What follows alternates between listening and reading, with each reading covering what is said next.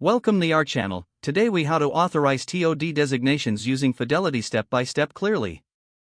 To begin authorizing transfer on death, or TOD, designations with Fidelity, you first need to log into your Fidelity account.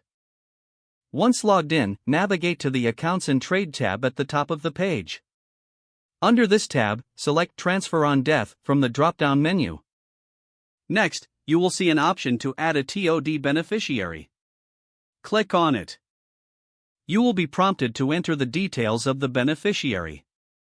Fill in their full name, relationship to you, and their social security number. After entering the required information, confirm that it is accurate. Then, choose the percentage of assets you wish to designate to this beneficiary. You can repeat this process for additional beneficiaries if needed.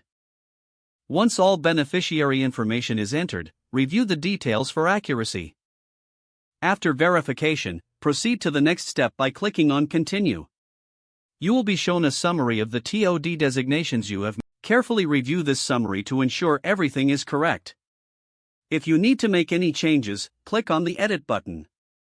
If everything looks good, click on Submit to finalize the changes. You will receive a confirmation message indicating that your TOD designations have been successfully authorized. It may take a few moments for the changes to reflect in your account. You can return to the Accounts and Trade tab anytime to review your TOD settings.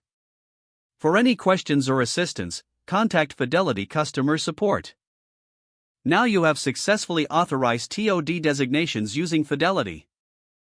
If the page does not load, refresh the browser or try again in a private or incognito window. Make sure you are using the correct email address, then retype it carefully to avoid small typos. If your password is not accepted, use the reset option and create a new strong password you can remember. Check your spam folder for verification or security emails, then complete any requested confirmation steps. Enable two-factor authentication if available to improve account security and reduce unauthorized access risk.